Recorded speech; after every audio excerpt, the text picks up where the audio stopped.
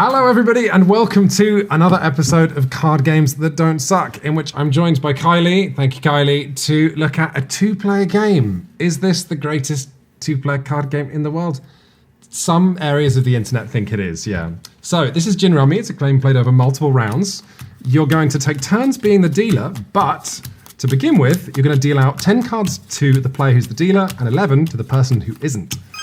Those are some cards that I dealt out earlier. So, Gin Rummy, part of the Rummy family, which I think is a weird and creepy term, is a race. It is a tentacle race between two players, each of you deciding when to knock and stop the race, but we'll get to how that works in a moment. The most important thing at the beginning of the round is the player who isn't the dealer, who got 11 cards instead of 10, first discards any one card from hand. Now, as always, there's a few different variants, a few different ways to play Gin Rummy. I'm just going to teach you the one that I think doesn't suck the most.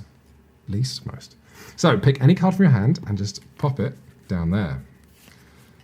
The discard pile has begun. So now, the way Gin Rummy works is we're trying to create sets and runs out of the cards in our hand. I'll get to what those are in a minute.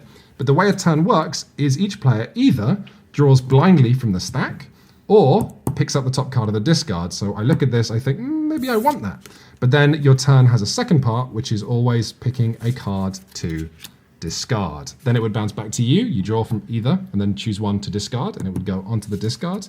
And what we're trying to do here is create sets and runs. So if you just pop your hand down, we'll play open hand. Don't do this. The game would be awful if you did that. So a set is 3 cards that are the same. I'm going to rig these hands. Here are some hands that we have completely falsified. So if we look at Kylie's hand here, and remember this is what she would be holding secretly, she already has a set and a run. This is what you're trying to make in Gin Rummy. A set of at least 3 cards that are either the same, that's a set, or a run, which is 3 cards running in sequence, so 3, 4, 5.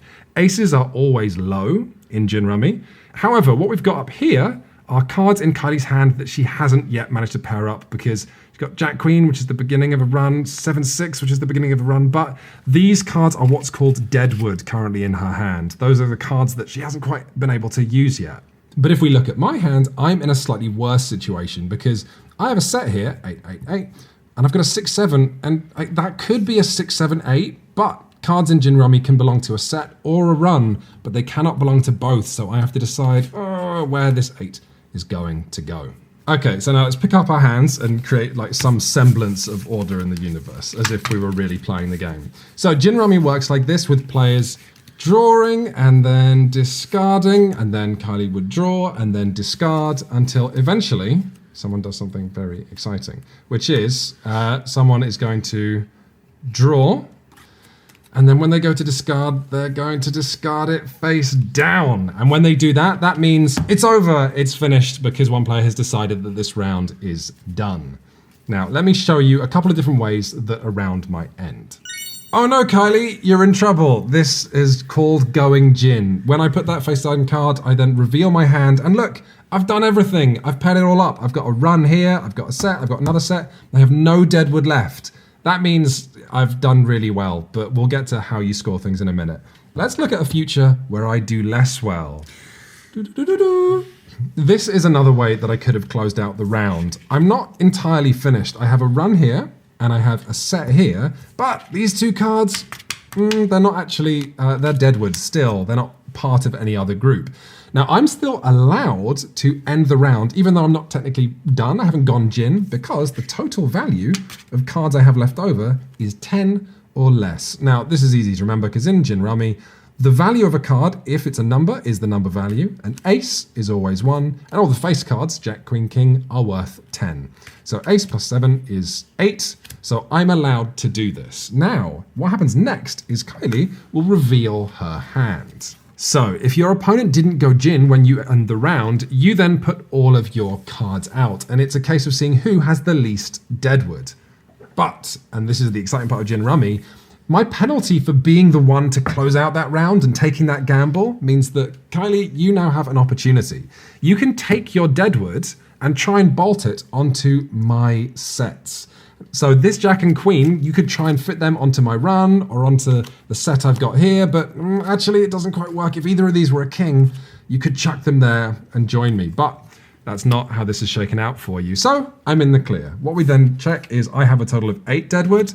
You have a total of 20. Oh, that means I was correct to close out the round, and I'm going to get some points. Again, we'll get to scoring in a bit.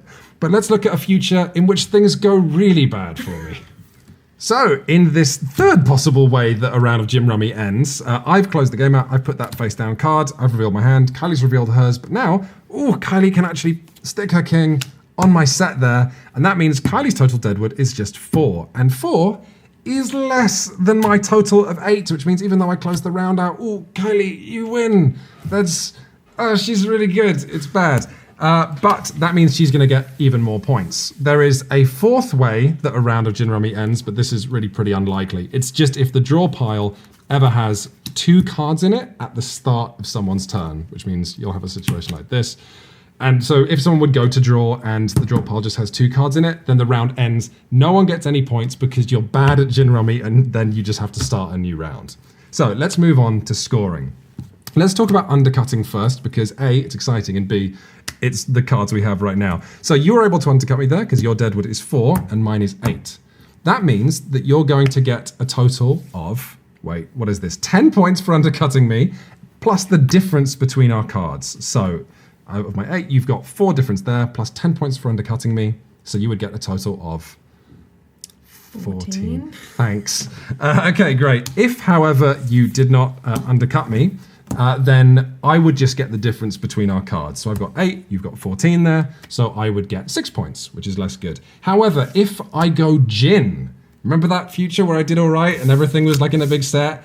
I get 20 points for going Gin, kapow, and I feel really uncomfortable wearing this shirt and doing stuff like kapow. We'll get to why I'm wearing this shirt later in the video. That's a treat for those of you who make it to the end. So I would get 20 points for going Gin, plus the point of whatever deadwood you have left. So in the case of this, I get 20, 30, 34 points. I'm off to the races. So after a round of Gin Rummy, when you've scored those points and written down what the winning player got, you then shuffle everything up and deal again. Now, you're going to play this over and over until someone reaches 100 points, at which point Gin Rummy becomes number one.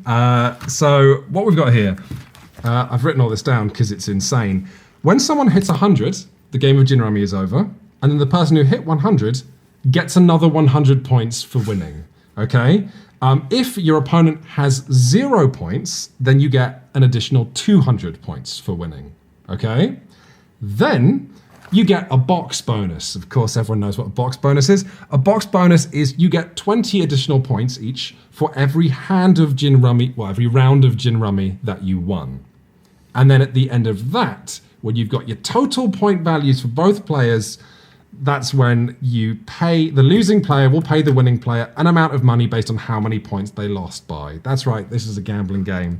It's Quinn's doing another gambling game. And here's the thing, I don't think you have to gamble for a lot in Gin Rummy, but I do think it's like salting a meal or something. It just makes everything a tiny bit more exciting, even if you just play with a penny for every point that the winner gets.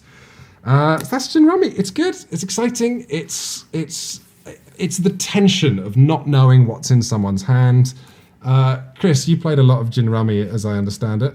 Is that right? Yeah, I used to play 7-card Rummy, and there's an important rule, which is when you put down your cards, when you've got Rummy, you have to shout Rummy. That's very important. You have to. You have to. Or the Rummy police come and take you away. Exactly. I will be shouting Rummy. You also, when you end a round out... Rummy! Sorry. Woo! That's the Rummy police come to take you away. I've also heard of different things. When you choose to end a round, I've got my cards and then I've drawn. There's my card. This card's going away. I've drawn, then I discard. When that happens, you can knock, because putting a card down in any round is technically called knocking. I don't know if you have to knock or not. It's called knocking, but I'm not sure. I'm not totally clear. Matthew, you're laughing behind the camera. Would you like to explain to the people why I'm wearing this shirt? No. This series did quite well, and so Card Games That Don't Suck is doing quite well. Thank you all very much for watching it if you've been watching it, but now Matt has ruined it, because to celebrate he bought me this shirt, and that's... I think it's great. I thought Quinn's deserved a treat for all the hard work he'd been doing, so I bought him the nicest item of clothing. he has ever owned. I'm uncomfortable about all of this. Fortunately, Kylie thinks the shirt is great. So, I mean, I don't care. I paid her off. I'm leaving. Thank you very much, Kylie. Well, I only think it's great if you get matching trousers. I'm not looking forward to how this develops with future installments of this series. Thank you very much, everybody. That's been another card game that doesn't suck. Oh, there's loads. Oh, my God. Matt, was this shirt cheap? It was, yes. Yes, it was. Do you know what? Do you know the sad part is this shirt was probably mass produced. There's probably a lot of them about. Oh my God! Imagine if I'm wearing it and I meet someone who's wearing the same shirt. It's made in India. You love India. I do love India. But do you think there are people out there wearing this seriously? Oh yeah. He's wearing it seriously. Also, yeah, I am kind of wearing it seriously.